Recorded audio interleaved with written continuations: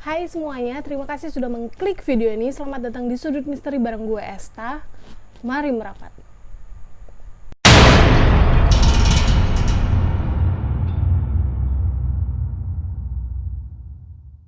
Oke guys, kali ini kita akan membahas hal yang sedikit berbeda dari biasanya. Biasanya kan kita ngebahas cerita kriminal yang pelakunya itu udah kayak setan. Kali ini kita akan membahas setannya beneran. Apa ini juga bukan setan ya? Anyway, Indonesia itu memiliki banyak sekali urban legend. Salah satunya adalah cerita-cerita mistis yang berkembang di masyarakat. Meskipun sekarang udah banyak banget katanya hantu-hantu dari Indonesia yang katanya tuh udah nggak ada harga dirinya guys. Dan urban legend yang kita bahas sekarang adalah salah satu hantu atau makhluk yang udah nggak ada harga dirinya selain pocong. Yang mana kalau kata orang-orang nih, kalau misalnya lu ketemu nih makhluk, ya udah lu santai aja, lu tinggal nangkep terus jual aja tuh organ-organnya. Ntar lu jadi kaya raya. Sekarang sebenarnya yang setan tuh siapa sih? Dan ya, kita akan membahas salah satu setan yang sebenarnya itu setan terserem yang ada di Indonesia dan juga punya efek yang benar-benar menyeramkan. Yang kita ketahui wujud makhluk ini adalah berupa kepala yang melayang-layang membawa organ tubuhnya. Masyarakat kita mungkin lebih mengenal makhluk ini dengan nama kuyang, yang mana nama itu berasal dari daerah Kalimantan. Dan kalau di Bali orang menyebutnya dengan nama Lea. Nah, untuk masyarakat Sumatera Barat mereka menyebutnya dengan nama Palasik. Kuyang, leak, palasik, whatever its names, diketahui merupakan makhluk atau manusia jadi-jadian yang memakan anak bayi ataupun bayi yang masih dalam kandungan, yang mana ini akan menjadi teror yang sangat menyeramkan untuk perempuan-perempuan yang sedang mengandung atau yang baru melahirkan. Karena palasik ini jahat banget guys, dia makan di atas penderitaan orang, coba, udah kayak koruptor. Jadi gue akan menceritakan asal-usulnya palasik dan akan ada cerita menarik juga di akhir video ini, yang mana gue akan menceritakan pengalaman gue menjadi salah satu korban palasik saat masih bayi. Tapi sebelum ke ceritanya, jangan lupa untuk subscribe, like, komen, dan share video ini ke teman-teman kalian. Dan juga follow gue di Instagram @estadila biar kita bisa kenalan-kenalan, oke? So, langsung aja ke ceritanya. Palasik, atau yang biasa dikenal dengan kuyang ataupun leang, dikenal dengan wujudnya yang memperlihatkan sosok kepala yang melayang-layang tanpa badannya dan hanya membawa organ-organ dalam tubuhnya. Palasik juga dikenal meneror ibu hamil dan anak-anak bayi dengan cara menghisap darahnya melewati ubun-ubunnya, dan diketahui jika bayi yang terkena palasik ini akan meninggal karena kehabisan darah. Kepopuleran palasik ini bahkan dikenal sampai negara Thailand yang diketahui namanya adalah Krasue. Jadi eksistensi palasik ini sudah tidak diragukan lagi karena dia udah go internasional melebihi opa-opa kalian. Bercanda deng. Palasik merupakan sebutan dari warga Minangkabau untuk menyebut makhluk tersebut. Jadi kalau ada teman-teman dari ranah Minang, koreksi kalau salah ya sana. Palasik sendiri sebenarnya dipercaya adalah orang yang menganut atau mendalami ilmu hitam. Jadi palasik ini bukanlah orang yang udah mati terus dia jadi hantu, melainkan dia itu adalah manusia. Konon katanya jika ada orang yang memutuskan untuk memperdalam ilmu hitam dengan menggunakan ilmu palasik, dia akan meneruskan kemampuan palasiknya itu ke keturunannya hingga 7 turunan. Dan agar keturunannya itu juga bisa memiliki ilmu palasik, dia harus menikah dengan orang yang memiliki ilmu palasik juga. Jadi palasik yang selama ini dikaitkan dengan wujudnya seorang wanita, ternyata laki-laki juga bisa jadi palasik guys. Parasit kali ya kalau laki-laki mah. Kabarnya palasik ini dulunya itu akan hidup mengasingkan diri dari manusia. Mereka akan bersosialisasi dengan menyamar sebagai pedagang sapu tangan ataupun gunting. Dan hal itu mungkin juga dilakukan untuk mengincar bayi-bayi ataupun ibu hamil. Tapi itu dulu ya guys, karena sekarang palasik itu udah ekstrovert. Sekarang palasik ini lebih berani untuk membaur dengan masyarakat biasa, sehingga untuk mengenali palasik itu akan lebih susah. Maka dari itu banyak banget ibu-ibu dari daerah Minang atau daerah Sumatera Barat takut untuk membawa bayinya itu keluar. Nah, ternyata palasik ini juga ada jenis-jenisnya guys, yang terlihat dari santapannya, yaitu palasik bangkai yang memakan bayi yang sudah meninggal dan dikubur. Ada juga palasik kuduang yang menghisap darah janin ataupun bayi yang masih hidup. Palasik bangkai ini akan melakukan jampi-jampi kepada bayi-bayi dengan tatapan matanya.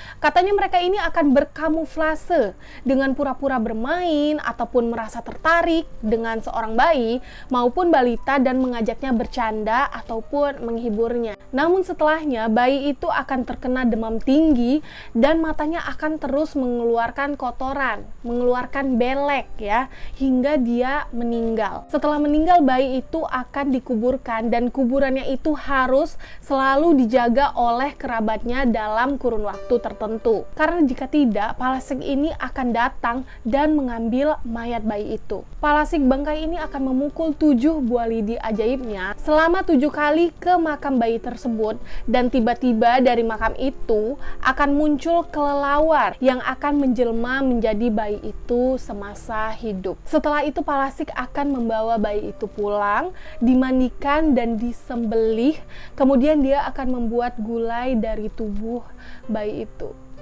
Kasihan banget. Setelah itu dia akan mengantarkan gulai itu ke sesama palasik sejauh apapun jaraknya. Sementara kerangka bayi itu akan dia simpan dan akan dikeringkan, kemudian palasik akan menyeduh kerangka itu bersama air minumnya. Tunggu, ini ngomongin palasik atau ngomongin resep sih? Setelah palasik memakan dan meminum tubuh bayi itu, tubuhnya akan menjadi sehat dan bugar. Konon katanya palasik ini juga akan mengganggu orang yang menjaga makam bayi tersebut. Biasanya palasik akan memunculkan agas atau semacam nyamuk dalam masyarakat Minang di makam bayi tersebut. Setelah itu akan muncul pula kumbang bangkai di makam bayi itu. Jika penjaga makam itu mengantuk, palasik akan mentransfer ilmunya melalui nyamuk dan kumbang bangkai itu sehingga penjaga makam akan tertidur pulas. Setelah itu akan terdengar lolongan anjing yang diikuti dengan kemunculan seekor anjing putih. Setelah itu palasik akan mengambil jasad bayi itu ketika si penjaga makam sedang terlelap dalam tidurnya. Banyak orang yang mengatakan kalau palasik bangkai ini memiliki badan yang besar, bertelinga lebar, serta berwajah hitam. Katanya kalau sosok ini disembur dengan kunyahan pinang sinawal, dia bakal langsung roboh dan mulutnya akan mengeluarkan busa kayak orang lagi ayan. Nah, sementara palasik kuduang, palasik inilah yang sering kali digambarkan di film ataupun cerita yang kita konsumsi. Palasik ini akan berkeliaran dengan menanggalkan kepalanya sendiri dari badannya. Dan untuk kata kuduang itu memiliki arti potong ataupun putus di bahasa Minang. Koreksi kalau salah sana. Setelah palasik kuduang melepaskan kepalanya, dia akan kesana kemari untuk mencari mangsa. Ada pula yang mengatakan kalau palasik kuduang ini mempunyai kemampuan melepas salah satu tangannya yang digunakan untuk menyeret kepalanya kemanapun dengan sangat cepat. Palasik kuduang ini akan datang ketika ada bayi yang meninggal. Dia akan langsung menyelinap ke kolong tidur rumah keluarga yang sedang berkabung itu. Kemudian dia akan menjilat air yang digunakan untuk memandikan jenazah bayi itu. Dan jika ketahuan, katanya dia itu nggak akan bisa ditangkap karena larinya itu cepet banget. Ada juga yang bilang kalau palasik kuduang ini sangat kebal dengan senjata apapun. Nah, di malam hari palasik kuduang akan datang ke makam bayi yang baru dikuburkan. Nggak seperti palasik bangkai yang akan langsung memakan jenazahnya bayi itu. Palasik kuduang ini akan menjilati tanah kuburannya. Dan dari sanalah dia akan mendapatkan darah bayi itu. Jadi palasik yang selama ini digambarkan sebagai seorang cewek yang bisa ngelepasin kepalanya dari badannya itu namanya palasik kuduang. Sementara ternyata palasik itu juga ada yang bisa berwujud seperti manusia biasa, yang mana bernama palasik bangkai. Nah, ciri-ciri yang membedakan antara manusia dan palasik itu katanya palasik ini nggak punya philtrum di atas mulutnya atau di atas bibirnya. Philtrum itu yang kayak parit, kayak apa sih, cengkungan di atas bibir ini, tahu kan? Banyak kabar beredar kalau palasik ini menghisap darah bayi itu dari ujung ubun-ubunnya ataupun dari jempol kakinya. Bahkan ada yang mengatakan hanya dengan melihat tatapan dari palasik ini akan langsung mengsedot darah bayi yang dia lihat. Gila nggak tuh? Setelah bayi itu dihisap darahnya oleh palasik, biasanya bayi-bayi ini nggak akan langsung meninggal. Mulanya mereka itu akan tiba-tiba sakit dan badannya akan panas. Nah, karena mereka itu terkena demam, mereka jadinya akan menangis terus dan akan sulit untuk tidur. Bayi-bayi ini juga akan mengalami kejang-kejang, muntah, dan diare sehingga tubuhnya akan semakin lemas. Setelah keadaan bayi itu makin parah, tiba-tiba saja entar ubun-ubunnya bayi itu akan semakin cekung ke dalam. Dan hal itu dipercaya kalau palasik ini lagi menghisap darah bayi itu melalui ubun-ubunnya. Ketika bayi ini dibawa ke rumah sakit, dokter pun akan kebingungan dan gak akan menemukan apa yang menyebabkan bayi ini sakit. Setelah kondisi bayi itu semakin lama semakin memburuk dan dia sudah tidak bisa bertahan lagi, bayi tersebut akan meninggal dunia. Dan penyakit yang diderita bayi di dalam kuasanya palasik ini disebut juga dengan penyakit AIM. Meskipun begitu, ternyata kondisi bayi-bayi ini masih bisa diselamatkan dengan dibawa ke orang pintar dengan segera sebelum kondisi bayi ini semakin memburuk. Dan ternyata guys, palasik ini pun punya penangkalnya, yaitu untuk ibu-ibu yang sedang hamil, biasanya harus membawa sebuah jimat kemanapun mereka pergi. Jimat itu merupakan sebuah kantong yang berisikan kunyit, terus ada cengkeh, merica hitam, bawang putih, buah pala, dan pinang sinawal. Mudah bukan menemukannya, ternyata palasik ini takut sama bumbu-bumbu dapur mama-mama kita guys. Kemudian kalau anaknya itu udah lahir, bungkusan itu akan ditaruh ke bajunya atau di bawah tempat tidurnya, supaya palasik nggak berani buat ngedekatin si anak itu. Selain itu, jika membawa bayi ke tempat keramaian, orang tuanya harus membawa sambua yang merupakan jimat penangkal palasik yang biasanya didapat dari orang pintar. Ada lagi yang mengatakan kalau kita nih ngeliat ada orang yang memiliki ciri-ciri fisik nggak punya philtrum dan kita ngecurigain dia itu adalah palasik, jangan dijauhin, tapi bilanglah kepada dia kalau bayi yang kita gendong itu ataupun lagi dikandung adalah anaknya ataupun cucunya. Jadi katanya kalau dia ngedengar kata-kata itu, dia itu akan enggan buat ngemakan bayi tersebut. Tapi kalau misalnya palasik ini benar-benar ngira itu anak atau cucunya, ntar dia mau nurunin ilmunya lagi ke anak yang kita kandung atau kita gendong itu. Gimana coba? Dilema juga kan? Sementara untuk tujuan kenapa orang-orang ini mempraktikkan ilmu palasik ini, karena katanya ilmu ini akan digunakan untuk pertahanan diri, ilmu kebal senjata, bahkan pesugihan dengan menjadikan bayi sebagai tumbalnya untuk dimakan ataupun diminum darahnya. Kalau misalnya dia ataupun turunannya nggak mau melakukan hal itu, maka tubuhnya akan lemas, sakit-sakitan, dan ilmunya juga akan menghilang, bahkan akan mengancam nyawa mereka sendiri. Konon katanya dahulu di tanah Minang, kalau misalnya ada orang yang kaya mendadak, biasanya bakalan muncul bisik-bisik tetangga kalau dia itu adalah seorang palasik. Sesuai janji di awal, kalau gue bakal menceritakan tentang pengalaman gue kena palasik ya, dan yes, katanya gue itu adalah salah satu korbannya palasik. By the way, ini cerita sebenarnya pengalamannya mak gue, karena kan waktu itu gue tuh masih umur 6 bulan, jadi gue gak inget apapun kan tentang kejadian yang terjadi pada gue masih bayi. Dan yang perlu kalian ketahui, gue itu sebenarnya agak denial gitu ya sama hal-hal yang kayak ginian. Gue tuh percaya sama setan, tapi kalau misalnya orang jadi hantu, terus hal-hal yang mistis-mistis nggak jelas, itu gue rada agak gimana gitu. Makanya gue tuh sebenarnya nggak pernah ceritain ini ke siapa-siapa, karena gue sendiri juga kayak apaan sih emang bener gitu. Cuma kan karena ini emak gue yang ceritain kan, nggak mungkin lah gue nggak percaya ya, emangnya gue anak durhaka gitu kayak kalian. Oke, jadi ceritanya tuh begini. Mak gue itu adalah orang Sunda, jadi dia itu ngerantau ke Pekanbaru karena bokapnya kerja di sana. Nah, sementara bokap gue itu adalah orang Sumatera Barat, orang Payakumbuh, tapi dia lahir di Riau, terus juga orang tuanya udah lama di Riau, jadi pokoknya udah tinggal di Riau deh, di Pekanbaru gitu. Terus mereka ketemu kan, terus married, dan lahirlah gue di tahun 1996. Nah, pas gue masih bayi, bokap gue ini dipindahin kerja, yang tadinya dia kerjanya di area Pekanbaru gitu, terus dia pindah ke salah satu kota atau kecamatan gitu. Ya pokoknya kota lah ya, kota di Riau juga yang namanya itu Kota Duri. Jadi dibawalah gue sama mak gue juga ke sana gitu. Singkat cerita, akhirnya pindahlah gue ke Kota Duri ini pas gue masih bayi. Terus di suatu hari pada malam Jumat Kliwon, enggak dong ya.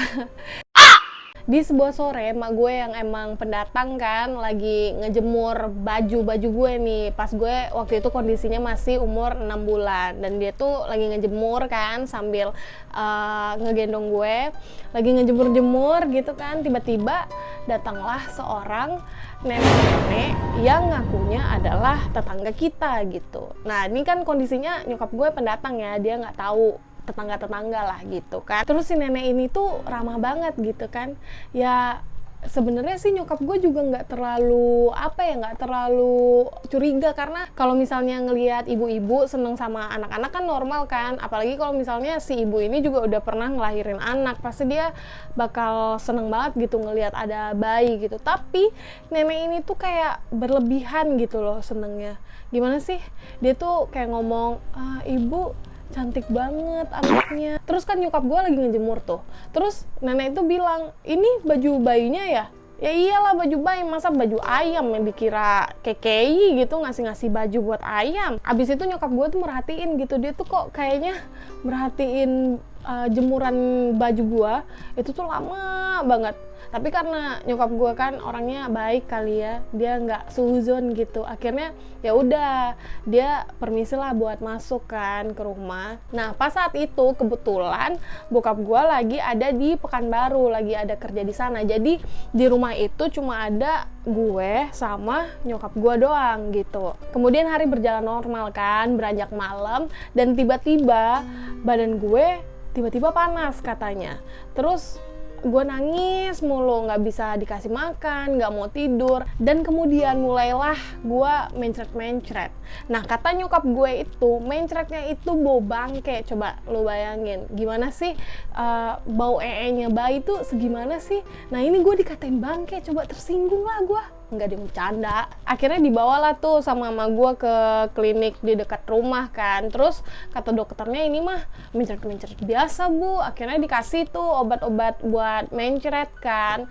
Tapi setelah berhari-hari udah dikasih obat, gue masih mencret-mencret juga. Nih emang emak gue rada rese juga nih, dia tuh nge-highlight cerita ini tuh mencret-mencret yang bau bangke. Jadi ceritanya bakal tentang mencret-mencret bau bangke guys. Dan katanya juga badan gue tuh udah kurus gitu, udah lemes kan, karena setiap gue dikasih makan bakal muntah, terus bakal mencret-mencret lagi kan, mencret-mencret lagi. Setelah itu akhirnya pulanglah bokap gue kan, terus gue dibawa ke UGD. Pas di UGD dokternya itu bilang, ini anak tuh nggak kenapa-napa pak gitu. Marah dong bokap gue, terus dia bilang, lu nggak lihat ini anak udah mau mati gitu kan. Terus akhirnya dibawa pulang lagi kan, karena nggak kenapa-napa gitu. Sampai akhirnya teman bokap gue datang terus bilang, kayaknya anak lo kena ini deh, kena palasik deh. Soalnya ternyata dia itu ngelihat kalau ubun-ubun gue itu udah masuk ke dalam, jadi persis sama ciri-ciri bayi yang kena palasik yang tadi gue ceritain. Nah nyokap gue nggak percaya dong, karena kan dia itu kan orang Sunda kan, jadi di sana itu nggak ada tuh yang namanya palasik gitu, dan dia pun juga nggak ngerti gitu apa sih palasik gitu kan. Terus akhirnya temennya bokap gue bilang, ya udah coba dulu dah lu bawa nih anak ke ada bapak-bapak namanya Pak Datuk gitu katanya. Dia itu orang pintar katanya gitu kan. Karena mungkin mak sama bapak gue udah hopeless kali ya, akhirnya dibawalah gue ke tempat Datu ini.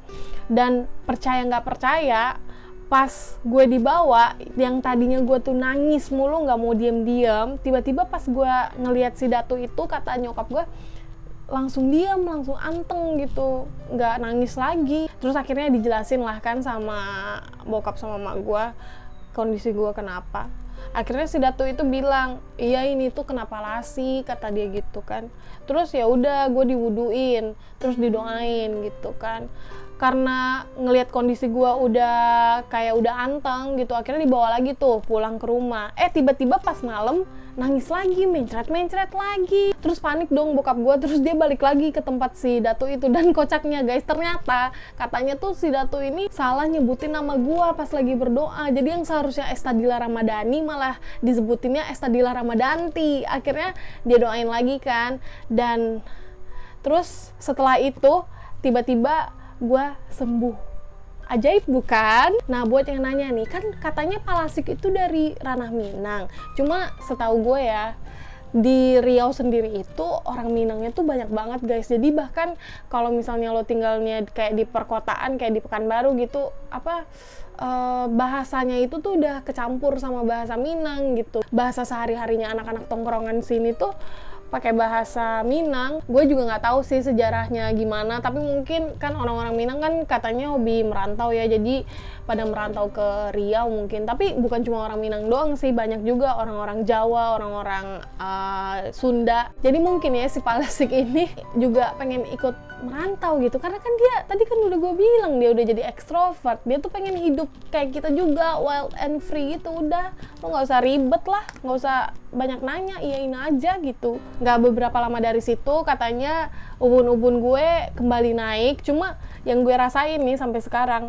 kayaknya tuh ubun-ubun gue tuh emang ngeblesep dibandingkan manusia lainnya gitu. Nah gue nggak tahu itu tuh apa efek si Palasik itu masih ada di gue apa gimana gitu, nggak ngerti lah gue. Sebenarnya gue sama sekali nggak ingat gitu kalau gue pernah kena Palasik. Gue juga nggak ingat kalau misalnya ditanya emang apa rasanya lu diisep itu ubun-ubunnya, terus yang lu lihat apaan gitu, nggak tahu gue gitu karena gue masih kecil. Jadi yang tahu dan yang inget ya pastinya nyokap gue gitu dan bokap gue pastinya. Segitu aja sih cerita tentang Palasik dan juga pengalaman gue ya, sharing pengalamannya. Nah kalian terserah sih mau percaya apa mau enggak. Kalau gue sendiri sih ya sebenarnya gue juga antara percaya nggak percaya gitu kan, bisa aja emang ya sakit aja gitu. Kalau di tempat kalian sendiri nama Palasik ini apa sih guys, dan kalian pernah nggak punya pengalaman atau mana tahu kerabat kalian punya pengalaman tentang Palasik? Boleh komen di bawah. Kalau ada kisah-kisah menarik seputar cerita kriminal, kisah misteri, ataupun cerita horor, jangan lupa untuk request di kolom komentar atau boleh juga DM gue di Instagram @estadila_2. Jangan lupa subscribe, like, komen, dan share video ini ke teman-teman kalian supaya gue bisa apa guys? Bisa AdSense, karena ya kasihan lah, gue tuh nganggur.